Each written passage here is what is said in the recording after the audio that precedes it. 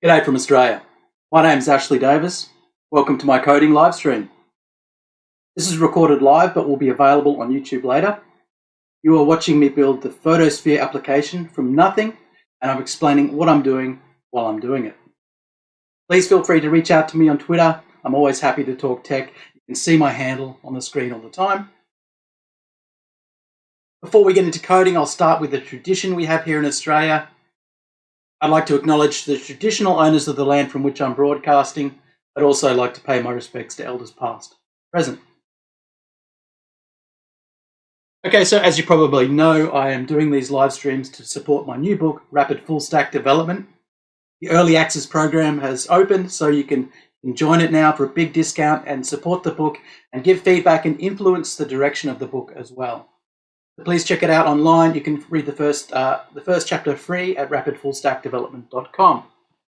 You can come to the Code Capers page on YouTube to catch up on previous versions of the live stream. You go to playlists, look for Rapid Fullstack Development, view full playlist, and you can see all the previous live streams covering all the work leading up to today's session.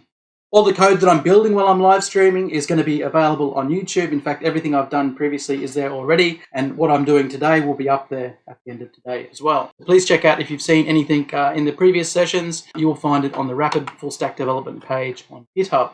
So what am I building? At the moment, I'm building the front end for the Photosphere application. It's going to be a photo gallery. It's going to look a little bit like Google Photos, which is what we're looking at right here. And so this is what we've been working towards for a few sessions now and for quite a few sessions to come. Well, I'm still in the prototyping phase at the moment. So I'm really just doing exploratory coding. I'm not coding for production yet. I'm really just exploring the space of possibilities, trying to build my understanding of what it is that I'm building. And I'm trying to find the right way forward for this project as well. I'm going to try using an open source photo gallery code library in this session. I mean, if that worked out, that would save me a lot of time, writing my own custom code for doing this kind of algorithm for photo gallery layout. So I'm also prototyping because I want to try this new thing, and I just don't know if it's going to work out. So you shouldn't go and use new frameworks, new technologies, new tools directly in production. Like, always try them out. Always try, building a small project first, doing a bit of prototyping like what I'm going to be doing today. Try and work out if that thing's going to meet your needs. And also, more importantly, not cause problems. React Photo Gallery is the open source package that I've selected to try out today. I've considered a few and I've chosen this one. I'd like to tell you more about my selection criteria and how I would go about choosing an open source project to use like this. That's something I'm probably going to go into more detail in my book, Rapid Fullstack Development. Now, one thing that I always like to look for in an open source project is a demonstration. That's very important to be if you can actually see the code running like in a front end, and you can just visually see whether it kind of meets your needs. This has a couple of screenshots. You have to dig a little bit if you want to get the demos. So here's some links to the demos here on Code Sandbox. You can also get to these through the documentation. So good documentation is also very important. You want to have some good examples. And so this documentation comes with links to, open the sandbox. Let's just try that now. So you can get an idea of what's actually required to use this library. So you can see what the gallery looks like on the right here. Looks quite nice. Basically what I'm after. And then on the left here, you can kind of see the code that's required to use this kind of thing. So we can easily just transplant this code into our own project to try this out on the test data that we've been using for our test gallery. And that's what I'm going to do today. I'll just do my terminal here. I'll show you that I'm using Node.js version 16. My fingers are a little bit cold this morning. So I'm using Node.js version 16. If you remember in the last session, I had a little bit of an error or a warning related to a change in React 18. I didn't get around to fixing that between the live streams. I think it's a good idea just to go and fix that now, because I am going to use my React Parcel template quite a few times in the coming up live stream sessions. So I'm just going to go in there, and I've already done an npm install, so that's already been done. So I've got my dependencies. I'm going to open Visual Studio Code from this. So I've just got Visual Studio Code open side by side with my terminal here. I'm going to use npm start to run the Parcel development server that will serve the web page for this template, and I'll be able to show you the problem that I'm having with it. I'll just open my web page. So this is the template that we put together, I think 2 sessions ago, and we used it for prototyping in the last session. And if we go into the dev tools, we noticed there was a warning. So it's just a warning. It's not a real error, but it clutters up our console in the browser here. It clutters up our dev tool with something that's distracting. And like whenever I see red here, like I feel uncomfortable. And you should train yourself to feel uncomfortable as well when you've got errors and warnings coming from your code. And even though I don't really need to fix this, I could put it on the backlog or whatever. I'm going to just deal with it now because I've had to deal with this before, and I know it doesn't take very long. This warning comes about because I've upgraded from React 17 to React 18. For some reason, the code, when I was following the Parcel tutorial to put this template together, that code was for React 17, but what I did was I installed React 18. So their tutorial code isn't up to date with the latest version of React. Fortunately, I've got to fix that. Now, there's a link here, so we can follow this link to learn more about the problem. And it really just, it's really quite simple. I mean, you can read through this whole thing and get all the context if you want, but it's really quite simple. They show you what your code looks like before, and they show you what it needs to look like after. So I want to go and I want to put that into where would this be? Index.js. So I'm looking for the code that looks like this, just here. So the React DOM render call. And I'm just going to copy this across. I'm just going to copy this across, and then I'm going to modify it to suit my needs. So this is kind of like our before. And this is what we want it to look like after. That first line's all good, just importing that create root function from the React DOM library. We're pulling out the container. That's different. So, no, it's not different at all. I've used the exact. Normally, I would use like an ID called root actually when I was making a React application. But because I was following this tutorial, I used an ID of app. So we're pulling the app out of our HTML, the app ID, and that's doing the same thing here. So that's fine. And then this should all be pretty good, except this use of our app component here is a little bit different to what they've used here. So I'm just going to take that and replace that. There's a little bit of example code here for if you're using TypeScript, but we don't need that. We're not using TypeScript yet. So I'll delete the old code, and we're just left with the fixed code. So I've saved that. Let's go back to our web page. Oops, something's going wrong. So I've accidentally deleted the import for the app. I can see that straight away. Reference error, app is not defined. So these are the sort of errors that you just have to deal with constantly as a developer. The mistakes you make while developing. I just did an undo there just to get back what I had previously. So this is the line that I'm missing where I'm importing the app. So I'm just going to put that there. So what I'm looking for here is just a web page with no errors or warning. I'm just going to do a refresh just to make sure. Yep, nothing in the console, no errors, all looks good. Like what I expect. Let's get rid of that. So that's just fixing a little kind of loose end that I had. So anyway, I'm going to commit these changes later, and you'll find them on the code repo for the React Parcel template a little bit later today. What I'm going to do now is, because I want to use this as a template for today's prototyping, I'm just going to delete some of the intermediate folders here that aren't part of the code repository. So that just makes it a little bit quicker to copy when I'm going to reuse this template. So now I'm getting onto the real work for today, which is the prototyping and the trying out of the open source React photo gallery. To start with, I'm going to make a copy of that template. So this is the starting point for any front-end work that I'm doing in these coming sessions. I'll call this prototype React photo gallery. So just making a copy of my template. And of course, when I come in here, I have to install my npm dependencies. Now, I could have just copied all the dependencies that came with the template, but it just seems to take ages to copy if I do that. So whenever I'm reusing a template, I always go and delete node modules and like anything else that's there that's kind of not really necessary to preserve. It will be generated again anyway. Now what I need in this is I'm going to need the test gallery data, the data that I generated several sessions ago. I'm going to copy that in here. So where did I have that? That's from the random gallery generator. Gallery.json. I'm going to copy it to the source directory here. So if we look in the source directory, we should gallery.json now. We'll open this one in Visual Studio Code. So this is a fresh copy of the template. So I should have in my app.js, I should just have hello world. So not too exciting, but it's a starting point, and it's a React application. You can also see here I've got my gallery.json file. Let me zoom this in a bit. So if we look at gallery.json, this is just a standard JSON data file, but it contains the randomized test gallery data. So this is essentially a big list of photos that I've generated using the Unsplash API. If you want to see how that was done, you can have a look at the playlist on YouTube, and you'll be able to find a video where I do that. You know, we've got things like here, we've got the width and the height of the photo, we've got a list of URLs for the photo. The thing that we're using at the moment for the gallery is the thumbnail. So this thumb field here is a link to Unsplash thumbnail, the small version of that photo. And we've got like an array of these things as well. So there's a record in this data file for each photo. There's something like 30 photos from memory. The first thing I'm going to do is I'm going to get this gallery data into my application and just test that I can access it. So this is a nice thing you can do with JSON files, is you can literally just require them directly into your file, and Parcel, the bundler I'm using, will bring that data in, and we can just console log it to check that everything's working okay.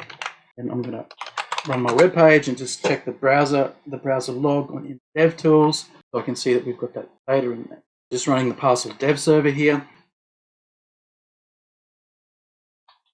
So with the web page open, I'm going to load the DevTools. It's going to move this to be down the bottom, so I've got a bit of green real estate. But you can see here, printed the array of 30 photos. So I've got data records here basically for each photo that I'm going to render in my gallery. You can see the same sort of stuff that we were looking at in the JSON file, but we're just testing here that we can get this through into our code, and it's not corrupted or broken or anything, because, you know, obviously if we couldn't get our data into our application code, we can't render a gallery. So, you know, you can't stumble at the first hurdle. You've got to check this sort of stuff. You've got to check that everything is the way that you expect it to be. Otherwise, you know, down the track a bit, if I just went on without testing that, if I went on down the track a bit and there was something wrong with that data, then I'd be trying to debug a problem that, you know, like, it just could be a lot more confusing basically, and a lot more time consuming to solve if I don't recognize that I have a problem right now. But it's all good anyway. It's all good. I've got a particular type of data format here, right, that we can see in this gallery, in this JSON data file for the gallery. This is not going to be compatible with our React photo gallery component, so we can look at that. So if you're scanning down the docs, you can see kind of like a minimal setup example here, and like what you've got to do. This is the minimum you've got to do to use this. So I can literally see here, without reading any more of the docs, I can kind of see what the format of my photos is going to be. I need a source field, and that's got to reference the URL for the photo, which is going to be that. It's going to come from that thumb field we looked at a moment ago in JSON data. And I also need a width and a height, and we've seen that we've got a width and a height in our kind of incoming data. So what I've got to do now is I've got to find a way to kind of, where I can use my data, I've got to find a way to transform it into this format. So I'm going to change gallery here from a const to a let, because I want to rewrite it. Basically assign over the top of the gallery, but I'm going to map over that. And for each item, I'm going to do a conversion of it. I'm going to create a new object for each gallery item. And I'm going to transform the original item into this new item. So it's going to be, we need a source field, I can see from the docs there. And from memory, it was under item URLs .thumb. Let's double check that. So we can look at our console.log to check this that we did in the browser, or we can just look in our JSON data file. It doesn't really matter. We can see here under the photo entry here, we've got URLs and we've got thumb. So that's how I know where I'm getting that data from. And I'm plugging that into the source field here. And we also need width and height, which I believe is just under item.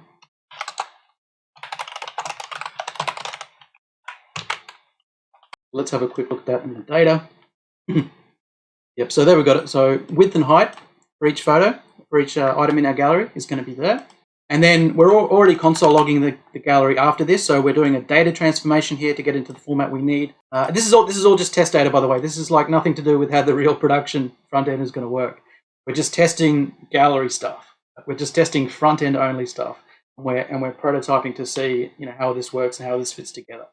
So this is like nothing like what the production version is going to be like. It's going to pull all the data from the back end. So just thought I'd let you know that. Anyway, so we're going to have a look at this now. I've saved that.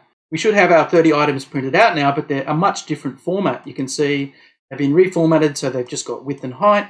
They've just got the source field. So we've kind of lost the original data here, but I mean, we could get it back if we needed it. If there's anything else that we need, we could just plug it in here and pass that data through. but I don't need it. I only want to test this open source photo gallery. I only need the data that I need for that. I have that now. So now we get to the point where we're going to install this library from NPM. It's called React Photo Gallery. So put that over there, and I'll find my terminal. I'll just quit the web page that I've got the dev server that I've got running there. Whenever you want to install something from NPM, it's literally just the name of the thing. So you don't have to read the docs. It's literally just the name of the thing here that I'm going to copy. And I'm going to do an npm install. And I'm just going to save that in the local project. Usually the documentation tells you how to do it. They're using Yarn. Yarn is an alternative to NPM. I don't use Yarn. But if you ever see something like Yarn add, that's like, you know, an equivalent to npm install. Oops, we've had some sort of problem here. What's going on? This could be a problem. It looks like it was built for React 16, not React 18 that I'm on. So this could be an issue. You know what though? I'm just prototyping and I don't really care ultimately whether this code works. I hope I can fudge it to get it working. I'm going to force this install. So I'm going to use the -- force. Be very careful when you use the force option on any kind of command, because you know it can have unpredictable, unexpected results. Fingers crossed in this case that it'll work. It's got a lot of warnings still. We're just going to have a look at the package.json file here to see if we've got a dependency there. It has been installed, so that's good. I can also, if I want to double check that it exists there, I can look directly under node modules. I can look in its directory under node modules and I can see that there's stuff there. So that has been installed. Whether or not it's going to work with React 18, we don't know yet. So I mean, this is why we're prototyping, right? This is why we're not trying to jam this thing straight into production. We're testing it. We're seeing how it works, you know, what its problems are, and whether it's going to be feasible to actually use this in our real project. Now, this is where I want to look at the example code. So I'm just going to switch over to their documentation. So I want to find out how to use this. What's the quickest way to use this? You could look at examples that they've got here. I mean, that's a good one, really. How about we just try this? But the problem with this example, it doesn't show you how to import the code module. Like, I mean, that's a fairly basic thing, but it can lead you to problems in JavaScript. And I do know one of the problems that it would cause me if I tried to do it the wrong way. That's why the best way to understand how this sort of thing works is to see a working example. Because often when you look at these docs, you look at these tutorials, and this is not a working example. I cannot cut and paste this and have it work because the module does not get imported anywhere. So the best thing to do is look for a working example, and there's a bunch of these code sandbox examples which are working examples. So let's open up one of those. And the thing is that if you see this running in the code sandbox, you know the code works. You know, if you don't know the code works, if you're copying and pasting something from, you know, some documentation or maybe from Stack Overflow, and it's just a chunk of code that you're copying and pasting, you have no idea whether that's, you know, up to date, whether they've put a bug in it. At least here, like, you know, we're running this code, we can see the results of it straight away, right? So we know if we copy and paste this code that it's like pretty much going to work. So that's the major advantage to choosing an open source package that has working examples, like ready for you to run, ready for you to try out, just like this code sandbox. I'm going to copy that code over. So I'm just going to dump that code at the end of my app.js here, just until I figure out what to do with it. So there are some imports that I'll need. Like, I don't know if I'll need React. I'll just get rid of that. I don't think that's all done in index.js, so I don't think I need that. This is what I'm after here. So how we're importing the gallery. I'll put that at the top, pretty important. We don't need their photos, so they're importing their photos here. We've got our gallery. So this is kind of this gallery variable here. That's our list of photos. And we'll just copy and paste their very kind of basic unit of their component here.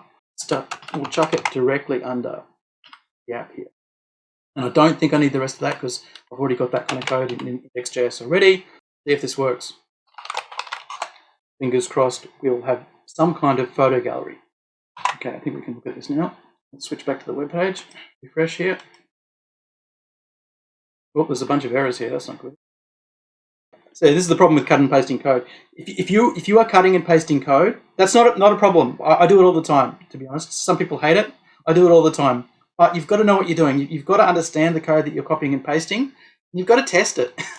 You know, I've just tested this. It doesn't work. And it's because I didn't update this kind of photo object here. What I need to do I'm just going to copy this gallery variable, plug that in. See, I just use cut and paste there. I just use cut and paste to fix a cut and paste problem. How cool is this? I've got a gallery. But the photos are just too big. So that's a problem. How can I fix that? I've read the docs already, so I know how to fix this. The only reason I knew this is because I've read the docs. So I can add here, I think it was called target row height. There you go, IntelliSense found it for me. That might work, or I might have to use a string with px for pixels again. Let's try that. Okay, that didn't seem to work. I kind of know what to look for here. Like I kind of know that I want to try, string here with 200 pics. If you didn't know this, like this is where you've got to look at the examples and read the docs, because sometimes this stuff is a little bit difficult to figure out the first time you're playing with something like this. Still didn't work. What's going on here? So I think we'll have a look at the docs now. I've given up on the guessing game. So I'm just gonna, because I've got an idea what this is, and I think it's called target row height. Just looking for examples of how they use target row height. Nothing really there, but I will open up their docs here. I'm going to search for the target row height in their docs. Try and find an example. Maybe that's just too big. Maybe I had it right the first time. Let's just try making it ridiculously small. 20. Oh, that looks better. Well, that's really strange. Like when I had it kind of squished up at the side there. That's really bizarre behavior. I mean, this is why it's useful to try these things out before you try and use them. Like that is really bizarre. That seems like really bizarre behavior. Let's see if I can change the row height. Look at it in the background. So I'll change it back to 200. So that's doing something, isn't it? So I'm just experimenting here, and like I've got live reload working, so you can see the web page changing in the background. I'm just fiddling with the numbers here just to see what I can get out of it. That's kind of cool. It's just so weird that when you kind of squish it up like that, like it really messes the row height up. Like something to do with that layout algorithm. I don't like what it's doing there. And like I've looked at this before. This isn't the first time I've looked at this. I'm trying to act as if it is, because I want to show you the process of what it's like to discover these things for yourself and kind of work through problems and work through and build your understanding of something like this. But I have looked at this before, so I know there are problems with this. That it's kind of like almost what I want, but there are little issues with it that are hard to work around. Here's a problem. I'll show you a problem that I came up with. Is that you can have like a bunch of photos like this. It looks quite nice. When you change the size of it, it just does not look good anymore. But let's say that's looking good like that. But if you change it to one item, so let's say that we've got a gallery with one photo in it. How we do that? So we're going to basically change the gallery to literally just be the first item. So we're basically doing a transformation here where I'm saying the first item is the whole gallery. And if I save that, we should just see one photo. And it like maxes out the photo to the size of the whole web page, which is just, I just don't think that makes sense. It doesn't make sense for what I want to do with this gallery. So at this point, like I'm pretty sure like this isn't the thing that I want. It's close. Like this is good inspiration. I can read the code for this, and we'll have a look at the code for this in a moment, because that can inform us on how we can create our own gallery code. So the other thing is that this photo gallery, it's going to be like a central piece in Photosphere. Like it's going to be like the main thing that anyone looks at when they look at Photosphere. So I'm not sure if I want to trust that. I'm not sure if I want to trust that to an open source component. Like I really want to take control of that, and I want to customize it to my own needs. Most of the time, you won't have that need, right? Most of the time, you'll get by whatever you want to do, whatever your requirement is. You can find an open source project that fulfills that requirement. Just use it. Like most of the time, it's going to be good enough. But this is like a central piece, a central kind of pivotal feature of my application. And I really want to control all the aspects of it and customize it. I also want it to work with videos, not just photos. So, I mean, that's a thing that this might not be suited for. And I want to be able to customize the behavior about how videos work in this kind of gallery. But yeah, if I could have used an open source thing like this, it would have saved me a lot of time. It would be a great decision if I could make that decision, use this. But, I did get a lot more out of this than what I was expecting anyway, because we'll go back and look at the docs. So one thing I found in the docs on the NPM page towards the end was links to other information about writing photo galleries. So there's like inspired by this blog post. Yeah. And the Google Photos blog article. So I gobbled both of these things up when I was learning how to do this the first time. And I didn't even, I felt like I didn't really have to pay attention to all the theory as much, but because I read the code in that open source library that we just looked at, and I understood how that code worked and how I could make it work for me and do what I wanted. But this is really interesting reading. This is really interesting reading to learn how other people kind of went about this sort of, building things like photo galleries from first principles. Really interesting, really informative, and really good experience to read this stuff. And especially this one here. So this is like a blog post from Google, or from someone at Google, I think, about how they built the Google Photos web UI, which is what I'm trying to emulate. This was really interesting reading as well. If you actually want to delve further into the world of how to build a photo gallery, so it's really great to read stuff like this. But what I found myself doing was just reading the code from this component, React Photo Gallery. How do we look at that code? I'll show you.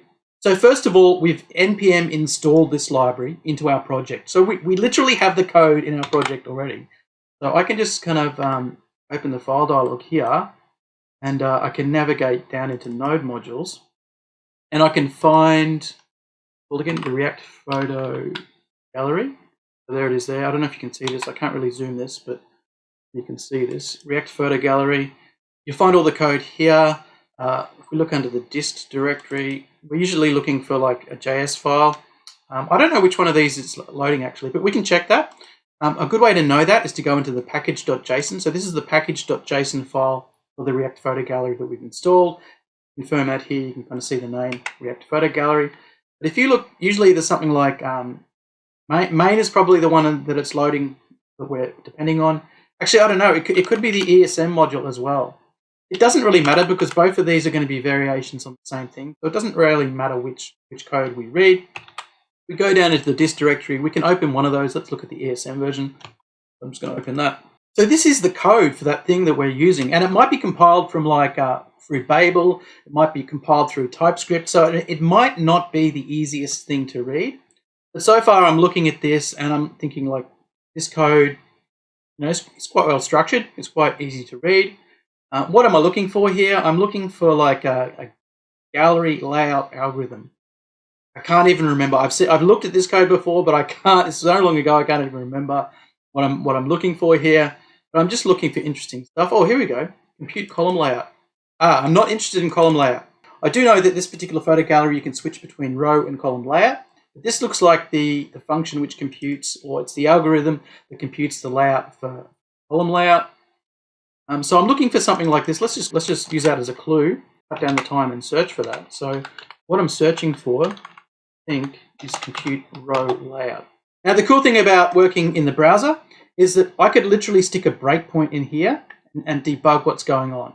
Yeah, I'm a little bit over time what I expected, so I'm not going to do that. If you look up any good tutorial on debugging in the browser, you could take this project. I'm going to commit this project to GitHub, so you'll be able to look at this yourself.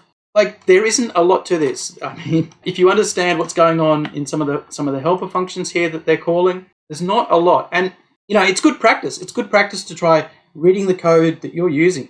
If other people have written this code, you haven't written it yourself, so it's not that easy to read sometimes. But it's good practice, really good skill, really, really essential skill, I believe, actually, for any developer to be able to read code and kind of understand what it's doing. And then if you really want to know what it's doing, obviously, is to debug it. Step through it in the debugger in the Chrome DevTools, and you'll understand everything line by line that's happening in this code. And for me, that was a great inspiration to write my own gallery layout algorithm. So it was heavily influenced, really, by this code.